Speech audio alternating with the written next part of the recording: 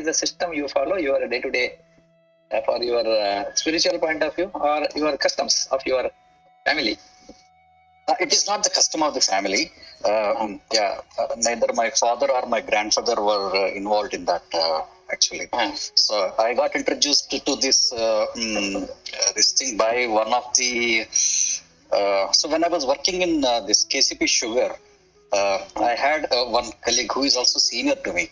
He also worked as a general manager in Lanco Industries for instrumentation department. So he got me connected to this sampradayam, which is Sri Vidya Sampradayam. So he was doing it, and he said that this will be very good for your life, and then gives the proper direction or the meaningfulness of the existence. Yeah. That is Sri Vidya. Yeah, Sri Vidya. Yeah. Yeah. This is how I got into this one. Yeah. Maybe Sri Hari, you should explain further. Sorry, Vilas. Here in this Dvaita, Advaita, Vishishta, Advaita, any of the clarifications you have within this your teaching, what you received? No, there was no clarity. There was no discussion of Dvaita or Advaita. It was only to start with the initial mantra japa, where we start with Lord Ganesh, and then Lord Subramanya, and then get into the first step is to get into the Bala mantra. The Bala is Bala Tripura Sundari. So once we attain some stage, then it will be given something called as Panchadasi. Panchadasi. Yeah, Panchadasi. So that is another stage of mantra. After that, there are two more levels. Panchadasi is from Vidyaranya, right? From where it is? Yeah, that Panchadasi, I think, is the states of that is, yes, it's Vidyaranya, but that Panchadasi is different than what this mantra Panchadasi is about. Yes. Okay. Yeah. Then there are two more levels. Then a person will be called as Purna Dikshita, where he will be where he will have to have offerings to Sri Chakra, where one can have the Sri Chakra at home and then do all these pujas with Nishta. Okay. So you are having the Sri Chakra at home? No. I'm still not at that stage. Okay. Actually, yeah. I was initiated to Panchadasi after the first Bala mantra, and I'm at that stage. So the situation I told Vilas that there is my main guru who assesses my progression. He passed away. He got Sivakyam, and currently I am still at that stage, and waiting for the appraisal to the next level.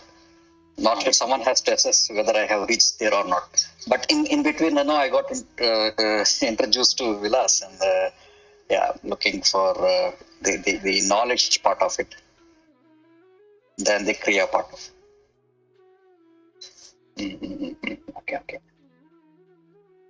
Sri Hari, what I was asking you is, maybe you should explain when you were explaining, I wanting to say that you can explain further, so it will be an interesting experience to the other three.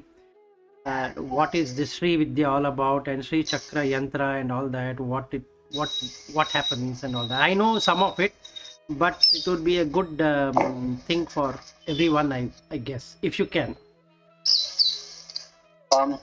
Maybe I will explain some other time. Okay. Okay. Yeah, sure. No worries. So what I was telling Bhatt is that yesterday I and Sri Hari, we had a good time discussing many aspects, especially when I was telling that it would have been 9 days. I was feeling, Sri Hari was feeling very uncomfortable about that. So yesterday I spoke to him, asking him his state of mind.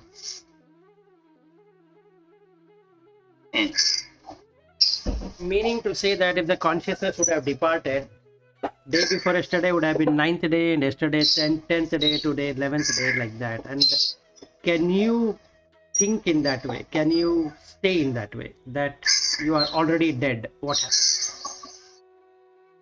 So I was explaining him that state of mind, how it would be when you really do that, when you really feel that, what happens. So you can, it becomes easy for to understand the Chudamani here.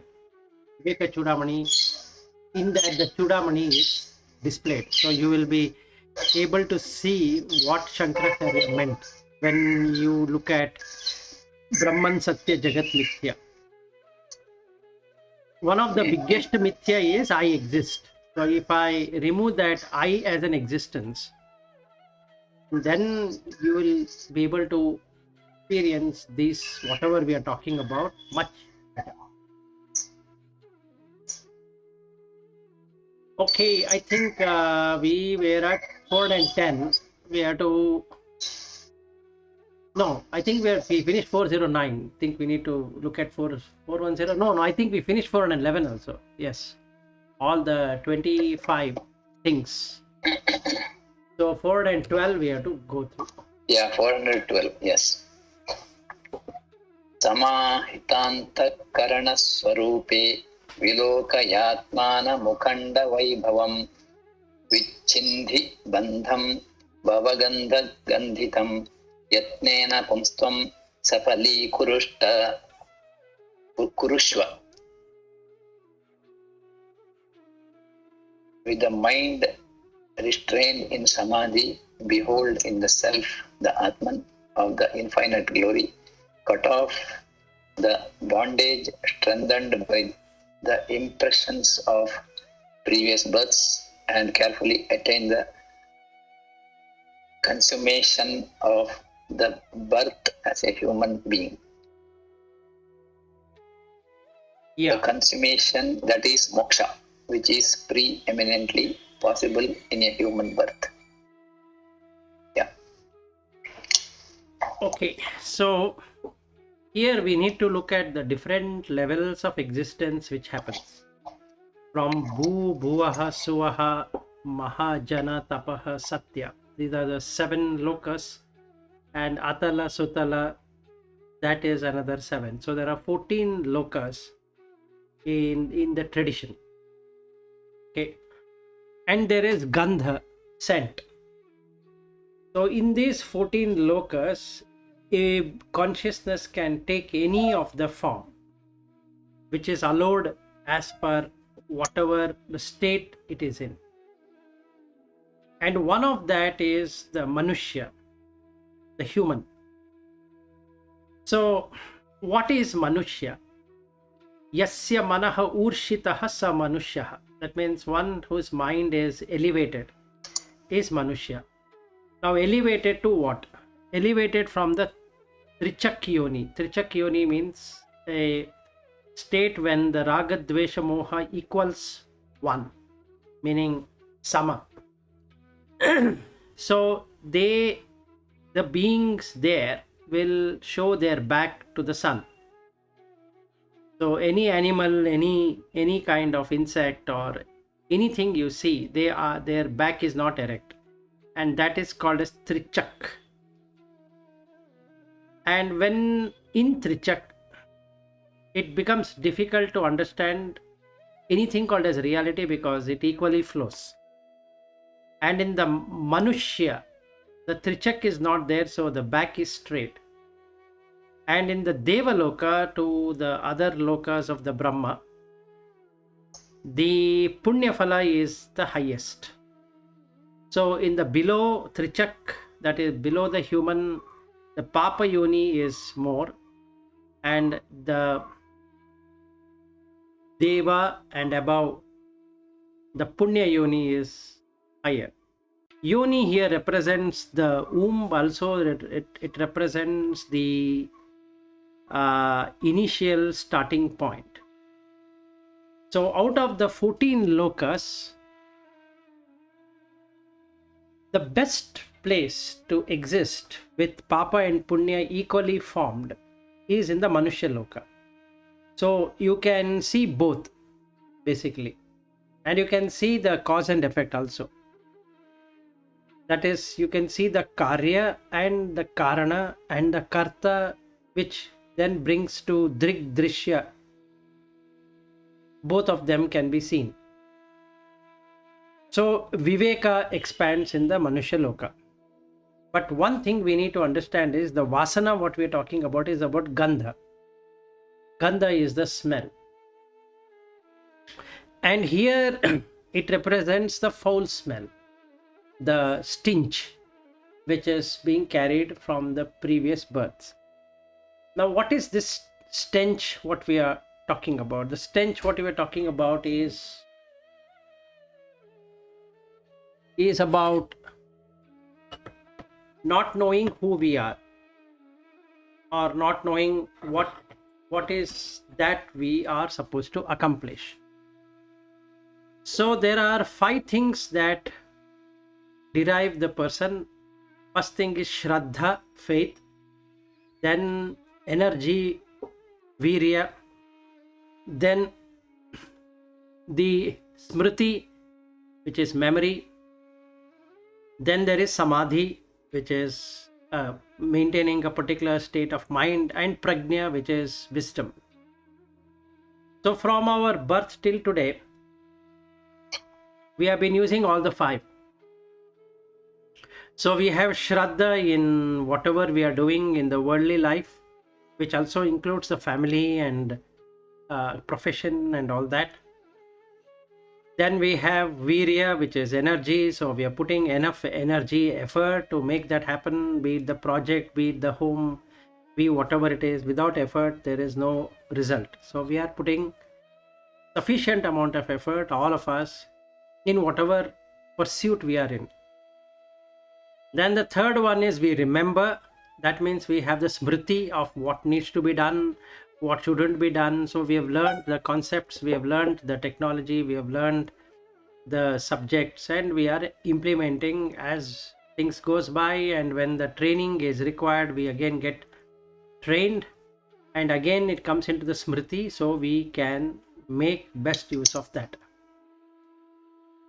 Then the fourth one is we put our complete heart into whatever we are doing. At that time we are in samadhi, which is the state which makes us accomplish what should be accomplished. So if I'm working on a project, or if I'm working on some technology, or if I'm working relating to house or family life, or whatever I'm doing from morning till evening, when there is an ekagrata which gets established, the samadhi also get established in the same way. And then we get the prajna, or the wisdom, which talks about whatever we have learned. So how to manage the house, we have known through our experience. So when we got married, we exactly didn't know how to manage it. Over a period of time, we got the art of managing it, and we know how to manage it. So when we are in the school, we never knew how to go ahead with the teacher and the student and this and that. The first day of the school were very painful for all of us, where we were crying all the time. Then slowly we learned. So we have gone through all the 5. That is Shraddha, that is faith, and then we have put effort, that is Virya. Then we have Smriti, which is memory. Then we have Samadhi, one pointedness, or whatever, or staying in a particular state required for that work to be done. And then the prajna, wisdom. But all of these 5 has a stench. It has a bad odor, because it keeps on coming again and again and again. We'll be doing the same thing again and again and again. There's nothing like you'll be doing something different. In the next life, again, we'll have father, mother, brother, sister. Again, we are doing the same thing. So what prajna we don't have is that everything is a repetitive process. And we are not in samadhi to look at that it is just a process. There is no person. And then the virya, what we are putting, is in the wrong place. We are putting the energy in things which repeats by itself. Like the morning comes and the evening, and then the night, and again it comes the morning and again. So we are doing the same exact thing, replica of what we were doing yesterday. and day before yesterday, and something changes, but most of it remains the same. The food, clothing, shelter, medicine, all that remains the same. Then the work almost remains the same. The challenge here is that what was working yesterday is not working today, so we have to fix something which is not working. And in the house, some things are working, some things are not working. So whatever things is not working, we have to put effort to make that work. But whatever is working, we just sail through. So there's nothing that we are doing anything extraordinary there. However, if we had put the same effort in the direction of mukti, by now we all would have got Jivan Mukta. But the problem here is the stench which follows. So he says, cut off, vichindati bandham bhavagandha ganditam yatnena pumsatvam sapali kurutva. So phala means fruit or friction. So your human life is to cut off the bondage, not to create further more bondage. So one should strive hard in getting Shraddha, faith, on one thing. Now, like some days ago, I was talking to my wife and I was asking her that, can you remove all the photographs in the puja room and keep only one? There was no answer from her, because it is not possible. So there is no Shraddha. If there is no Shraddha, there is no Virya, that is the energy. If there is no Virya, then there is no Smriti, that is memory. Then there is no Samadhi. Then there is no Prajna. All the five fail. Very simple thing. Go to the puja room, remove all the things which you have, keep only one. And she couldn't answer, nor she could do it. I know that for sure she will never do it, because that's the biggest hindrance to have. So basically, if we are not able to do that simple thing of removing all the other photographs, keeping only one, we are trying to look Brahman, which is only one, and everything is Mithya. Can that happen? So he says that, please do that, meaning Samahita Antakaranaha Swarupe. With the mind quietened in Samadhi, you look at what the reality it is. That is, everything is the same. There is no differentiation. Only the mind says Ganesha is different, and Subramanya is different, and Shiva is different, and Parvati is different, and all are different. But underlying consciousness is the same. It doesn't matter what you call that as. So if we can't do a simple thing of going to a puja room and removing what should be removed, that has the stench, the smell, because we then call it as tradition, or we call that as, that is how I've been brought up in from my young age, so how can I remove it? It is not possible.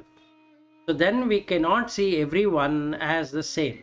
We will be seeing everyone differently, which is Dvaita. Vilas, Yep, go ahead. Vilas, I have one comment here. Mm-hmm. Why can't you say that you have many photos, but you look at it as one?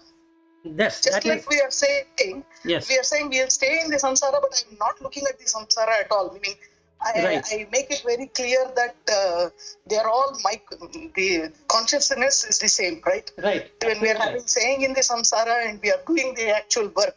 Right. If we are doing that actual work and then saying that yes, we are doing it, but we are not doing it with the Veda. Meaning we have not distinguished. Right. But we still can stay like that and do it. The same thing can be applied here Absolutely. also. Right? Meaning Absolutely. You can see 10, but you can always put that as one. Absolutely possible. I was about to come that. It is a good thing what you brought up. After this I was about to come to that. Seeing oneness in everything, or seeing one in everything. So both. Right. So, but that act is not required of throwing the remaining 9, right? No, you don't have to. Absolutely, you don't have to physically do it. But can you do it mentally? Can you make everything as one? No, if we are able to see live people and we are able to kind of very clearly say that I interact with people as if they are me, then I'm sure it is possible to do that one also. 100% possible. No, that is how it works. Because that is more difficult. What I'm saying is interacting with live people and then trying to, because when you look at those photos, they are not interacting with you at all. Yes. And with live people, if we are able to do that action, Right. that yes, we are doing it only as a requirement for this world without any attachment to it. If you are able to do that, I'm sure this is the most easy thing to do. Exactly, I agree. There is no point of disputation on that. So now 2 ways of doing it, depending upon one's own mentality. So in both of them, you require the same skill, which is the virya, the effort, what needs to be put. So if I want to put everything as one, what I need to do is cut it out in the mind through samadhi. Okay, don't do anything physically. Don't consider anything as a different. You consider everything as one. Same. So all photographs, all idols, everything, there or not there, they are one and the same essence. That is consciousness. Because I have consciousness, I'm able to see all of them. Otherwise, there won't be a time when I could see anything at all. So I can quieten the mind in that way.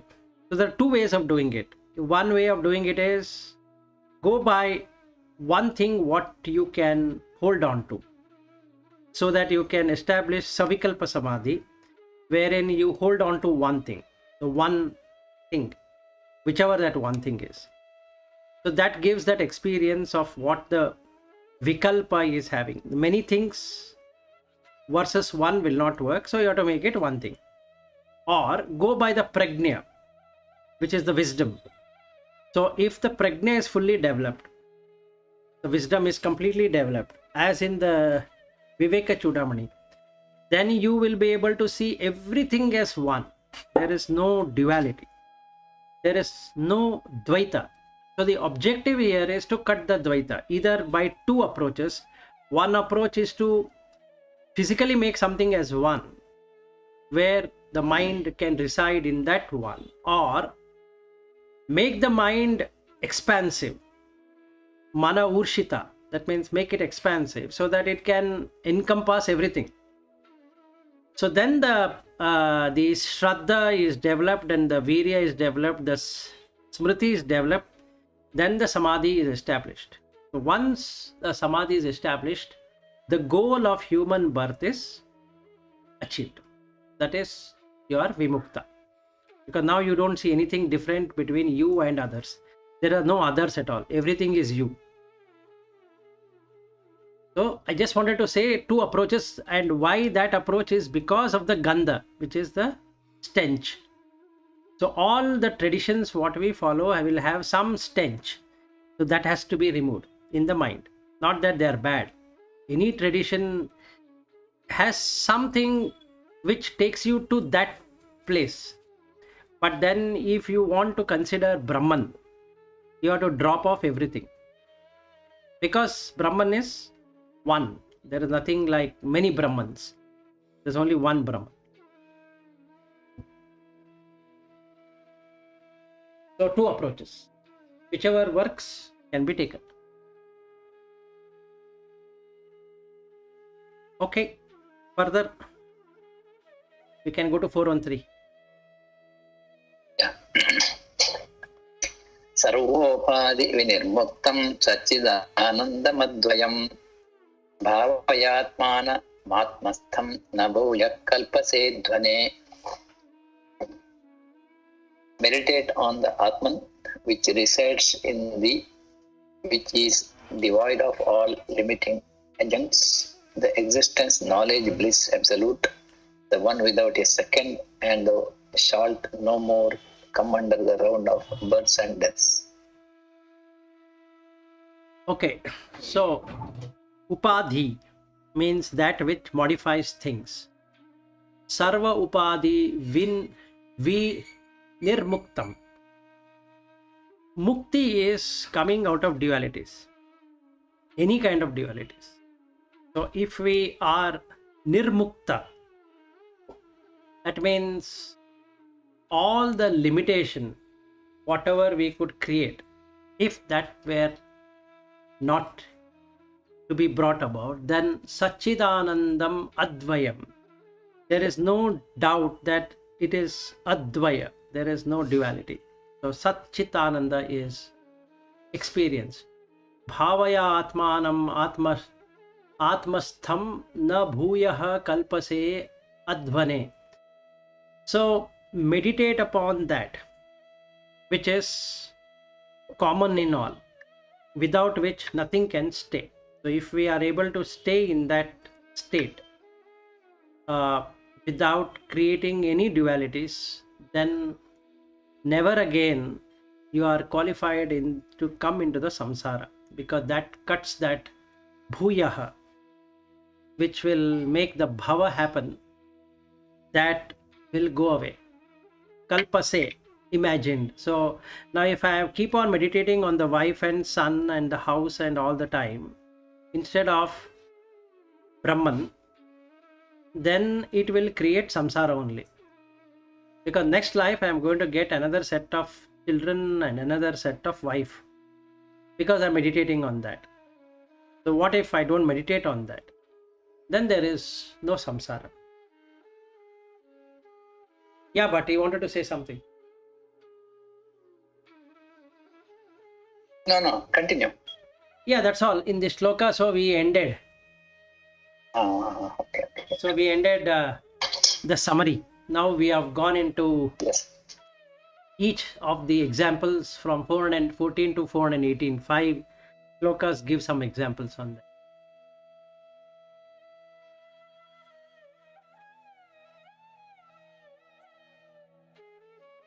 Yeah, you can go through 4 and 4. Yeah. So next one is related to Sharira Asakti Tyaga. There is no more interest on the body. Chaya eva pumsa paridrishyamanam abhasa rupena phalanubhutya Sharira marachavavannirastam punarna sandhatta idam mahatma. After the body has once been cast off to a distance like a corpse, the sage never more attaches himself to it, though it is visible as an appearance like the shadow of a man, owing to the experience of the effects of past deed. Nevermore, not even on his return to the normal plane after samadhi. And the visible here is, it would not be perceived at all but for the effects of prarabdha work, which are experienced through the body as it is just an appearance. Yes. So in the 4 lines of this shloka, Shankaracharya gives clarification of what the person is after he attains nirvikalpa samadhi. What happens? So the first thing he says that Ayaya iva pumsaha paridrishya manam. So there is a mana which is associated, vanity associated with this body. Now the body is there in that sage or that muni or that person. There is no disappearance of the body.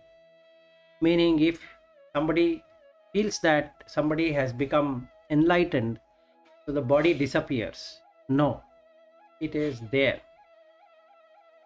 It still needs to be taken care of. It still feels the pain, it still feels the hunger, still feels the thirst, and in that sense, he needs to attend it all the time. He needs to urinate, he needs to do feces, he needs to wear clothes, he needs to do all that what is required to maintain his body. It's still visible. Paridrishyamanam. One can see the body of the person who has got fully liberated. Abhasa rupena phala anubhutya. While it's just an appearance of the body internally, there is no attachment to that body for that person. In reality, it just continues due to the effects and causes of the past karmas. So the person starts to experience the pain and pleasure as usual, but he doesn't get associated with the pain or the pleasure. That doesn't mean that he doesn't feel hunger or he doesn't feel thirst. There is no need for him to wear clothes or this or that. It is like a shadow. He has become the shadow, but the body is not connected to him. Shariram aharat shavavat nirasaktam. For him, internally, he treats this body as a corpse already. He has no interest towards that. When I say interest, it doesn't mean that he doesn't take care of it. He has to take care. So from brushing the teeth to bathing to do everything, he will be doing like a normal person. It does not trouble him at all, and he pays little attention to the details. How is he looking? Because he is already dead. There's nothing to look in that. Who would be attracted to a dead corpse? The corpse means he's already dead. So what is the point in looking at that? So punaha na sandhatta idam mahatma. A person who has become a mahatma, he doesn't attach himself again, and it is impossible to think that he will ever feel compelled to see his body and adore his body. So he considers the body as a corpse. He is carrying a corpse. Till when? Till the end of the karma. The prarabdha karma has to end. So he will carry, just like a person is imprisoned due to his past actions. Now his actions are very good, but yet he is in chains. He treats himself like a chained person, chained to this body. He has to undergo the pain, he has to undergo the torture, he has to undergo everything, whatever that demands. So he is completing his sentence. So he's got life sentence. That means he has to carry that body throughout his life. Now he is a reformed. This is applicable for all. Yes. That means the people who have experienced Nirvikalpa Samadhi. Yes.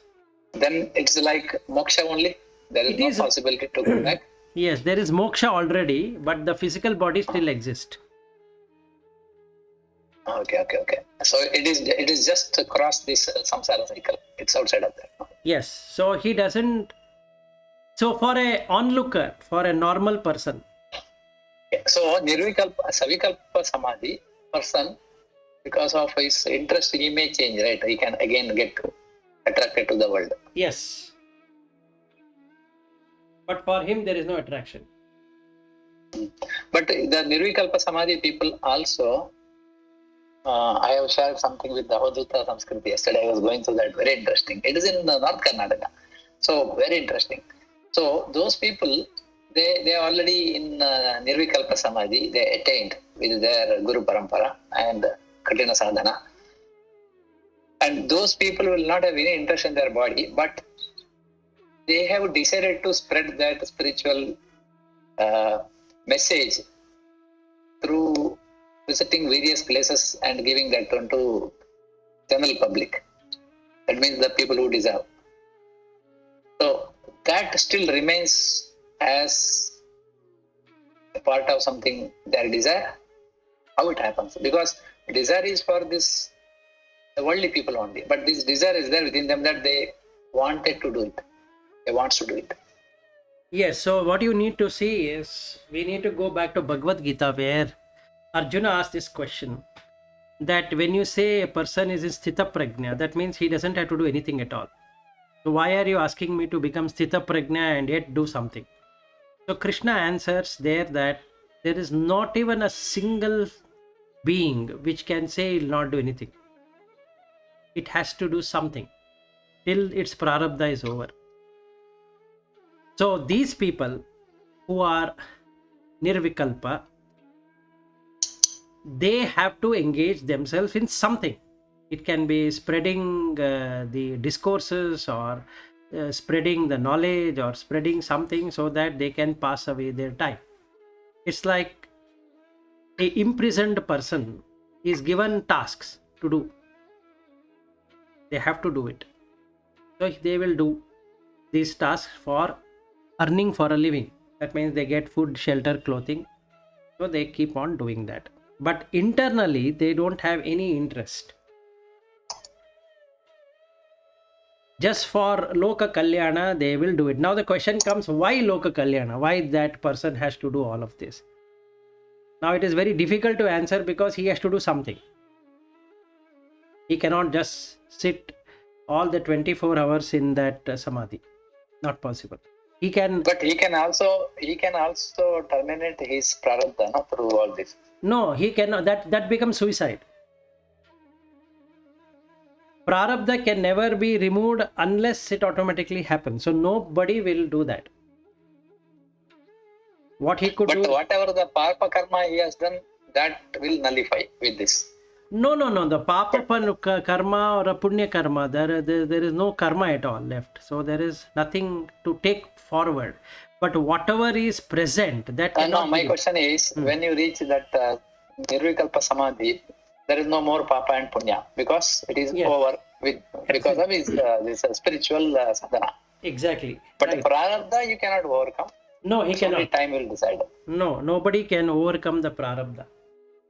So the prarabdha has nothing to do with your karma. That means. No.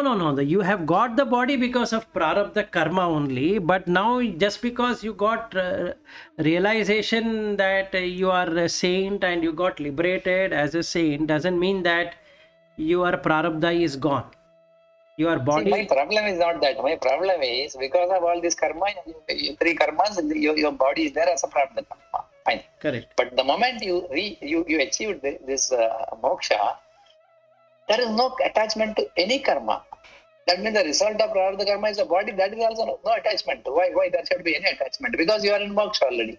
It is 5 elements are there. It will go back to 5 elements. Correct. That is correct. But then there is no attachment in the mind. But that means there is another atma. No. For me, that means to maintain this body. See, this jiva is already attained moksha. No connection with the body. Now, for that body, there is something prarabdha still remaining. That means what? There is some residue is there. Well, I don't know how to convince you, but this is how it works. But now let's say your body. Your body is karmic body, right? Yeah. Okay, you forget about a person is liberated or not liberated. Can you commit suicide right now? No. No. Now, what difference does it make whether a person is liberated or not liberated? As far as the suicide goes, both are same, right? Anyway, liberated person, there is nothing called suicide for him. There is nothing. No, wait. He's not doing anything. No, wait for a second. Yeah. Wait for a second before we conclude on that. So now, whether liberated or not liberated, there is no reason for anybody to commit suicide, correct? Yes. Agreed? Yeah. Okay. Now, what happens to a normal person and what happens to a liberated person? What is he liberated of? I. Yes. That's all has got liberated. Nothing else has got liberated, right? He has found out through effort that there is no I. Yes. Okay. Now I'll give you a analogy which Kanakadasa had replied to his teacher when the students were making fun of him. So Kanakadasa is having the banana, and the students, the teacher says, why don't you take this banana and eat wherever there is nobody who is seeing? So everybody goes and eats, whereas Kanakadasa doesn't eat. Then the teacher asks, I asked you to go and eat. He says, everywhere Sri Hari is there, how can I eat? Then these people are amused and they ask a perplexing question to Kanakadasa. Do you mean to say that you already got liberated? So he uses a very nice thing. He says, Nanu hodare hodenu. If I go, I will go. And everybody burst into laughter and they rag Kanakadasa except for his teacher. And the teacher says that Kanakadasa has understood it correctly. So when we call liberation, we are liberating from the false ego, which is I. That doesn't mean that the body doesn't exist or this doesn't exist. It will exist in the same way as it was earlier. Now there is no I. Because there is no I, there is no way it can establish. That consciousness will not establish any further. So to that extent, there is mukti. But as far as the karmic essence goes, that is the prarabdha goes, where the person is supposed to get cancer, he will get cancer. Just like in the case of Ramana Maharshi, or if you look at the case of Ramkrishna Paramahamsa, even though they were liberated, they had to suffer the consequence of cancer. Just because they were liberated, that doesn't mean that they didn't get cancer. They got cancer. If you would look at Vivekananda, after his liberation, he got so much of BP and high diabetic and all kind of diseases, and he died. Yes. So that cannot be stopped, no matter whether a person is liberated or not liberated. That has got nothing to do with it. So what clarification Shankaracharya is giving here is that when a person is liberated, everything else will continue except for I feeling.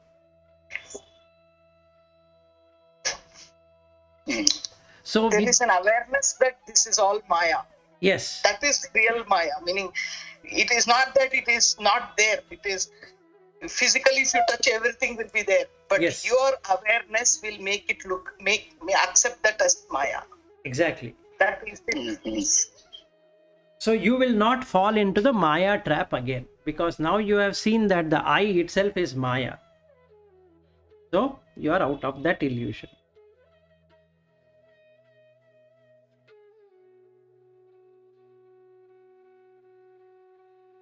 So now the question comes, is it my body then? And for a Vimukti person, there is no answer to it, because he'll just smile. What to answer to that? When I itself it is just body. It is just body. So if somebody asks him, hey, come on, you can't say it is not your body because you are inside this body. Now what to answer to that? So any Mahatma will start smiling at questions posed by people, because he knows it cannot be explained in a most profound way. So they have to use some simile, just like what Kanakadasa did. He said, Nanu hodare hodenu. That's all what he said. And it had every answer to everybody's question.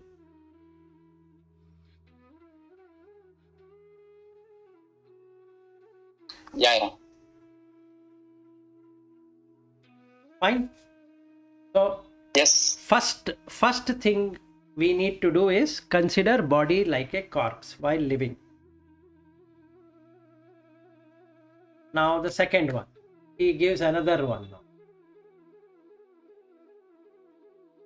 In that 415, so you can read out 415.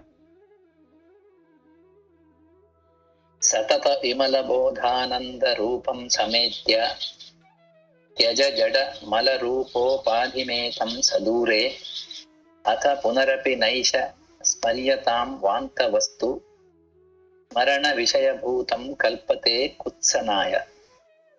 Okay.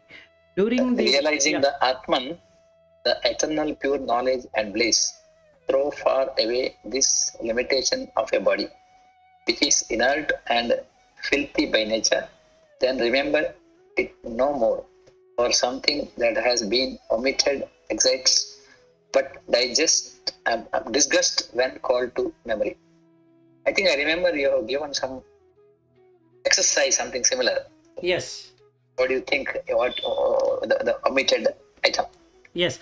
So just throw that out. Don't even look at that. Yes. So what I had given, I think at that time Padma Shri was saying that this is not the right way of doing, is to eat and immediately throw it out and start to eat again. I just want to be clear. I've never said no, this is not the right way of doing. There can be better ways of doing it. Yes. Sorry.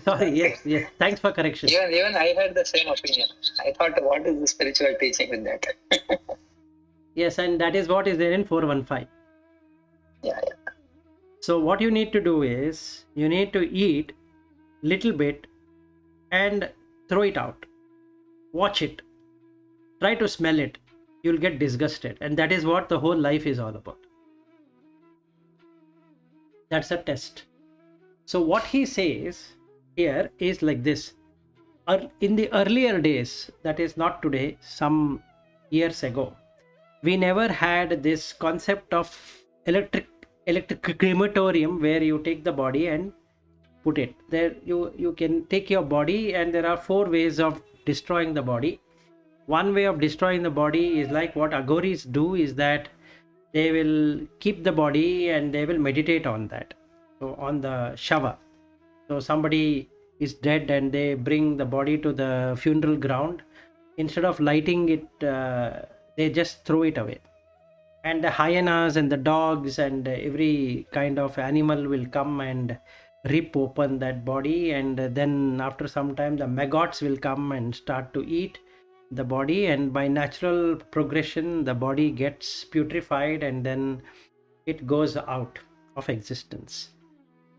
This is one way of doing it. So a yogi will go there and sit every day and watch how the body is getting decomposed into pieces, and he will start to see that his body is of the same kind, no different. This is one way of doing it. The second way of doing it is to partially burn and remove the remaining and hand it over to the animals. So this is the second way of doing. So you burn half and then see what happens, and then watch how the body discoloration happens and all that. Then the third way of doing is to completely burn the body, and the fourth way to do is to put it in the ground and cover it up. So these are the 4 ways of destroying the body. Now what he says is that, know that this body, Tyaja jala mala rupa upadhim etam sudure ataha punaha api na esha smaryatam vantavastu smarena vishaya bhutam kalpate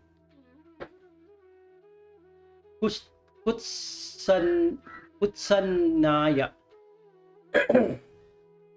So when you realize that the life is there due to Brahman, and this filthy body is thrown out, which when you start watching, it starts to disintegrate into a very bad odor, and then opens up into such a putrefied, disgusting mold of things. When you look at it, for a thing once vomited, that means when you vomit this body out of your mind, you will never take this disgusting body again as yours. So the practice here, what we need to do is to see the person who have died in front of us. Can be mother, can be brother, can be this, can be that, can be father, whoever. And if we have gone into the funeral ground to cremate that person, watch how the body disintegrates and try to smell that stench which comes out of that body. It's horrifying to look. That's the vomit, what we are having every given day as food. So once you see this vomit, you will never like to take it again. So if you can keep it in that way, you can be in Brahman forever, not associated with this body. This is the second way of working. Now the third one, he talks about burnt body. So he'll start with 416. 416. Samoolanmetat paridahya vannau tadatmane brahmani nirvikalpe atasvayam nitya vishuddha bodha nandatmana tishtati vidvarishtaha.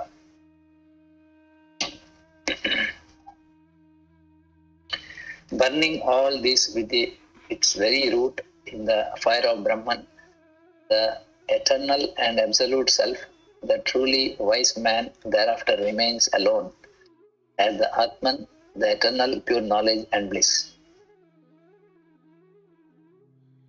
Yeah. So, Samulam, Mula is the root. Samulam, everything in the root. So, what is there in the root? There are two things in the root, body and the mind. Etat paridhahya vah. One how means fire, Agni. So, paridhahya, completely burn it out. So, you burn both the mind and the body of its impression. Sadatmani Brahmani Nirvikalpe. So in this Nirvikalpa state, when you burn, what do you get? You get only pure consciousness, nothing else. That is, out of the five of us here, the common factor is the consciousness. The diversity is the body. So the attraction or repulsion is towards the body, not towards anything. One can be towards the body, two is this relation to the character of the person or the personality of the person. So what we call as the personality is the mindset. So either Padma Shri likes me or she hates me, or Lata likes me or hates me, and other like Sri Hari might hate me or like me, and Bhatt might like me or hate me, or I might like or hate the other four of you, because I have something called as this vikalpa, imagination, viparyaya, hallucination, that you exist independent and the mind is fixed. Meaning your personality is fixed. Bhatt is of this personality, Lata is of that personality, Padma Shri is of this personality, Sri Hari is of that personality, my wife is of this personality, son has that personality, and like that with everyone if I were to do it. That is when the diversity starts. So there are diversity involves two things. One is the body, one is the mind. So now I can say somebody is tall, somebody is short, somebody is fat, somebody is lean, talking on the body. Somebody is fair, somebody is dark skinned. Then I will take the personality. Both are wrong. It's because of consciousness this body is growing, not because the person is growing the body. The personality has got nothing to do with what the body is growing. Personality is one thing, body is another thing. He might have a most good personality, but the body is aging or it is in disease. So we'll say that how come after taking care of so much he is suffering? And some people don't get any disease irrespective of what they eat, what they drink, but their personality is so bad. So it doesn't matter whether somebody's personality is good or somebody's personality is bad. Somebody's body is good or somebody's body is bad.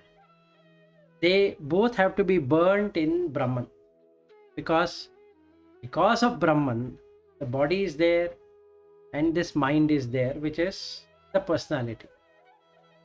So when I get this bodha ananda atmanaha tataha swayam nitya vishuddha, due to the purification of what should be known in the mind, and the mind is dropped, like what we looked into shloka number 407 some time ago.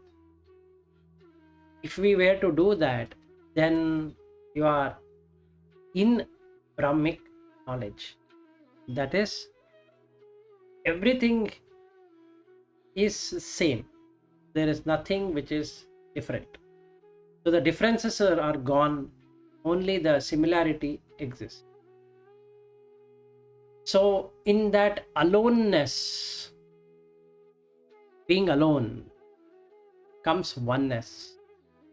And because of that oneness, there is no other. And because there is no other, you are everything. Akhanda. Without division. Any questions?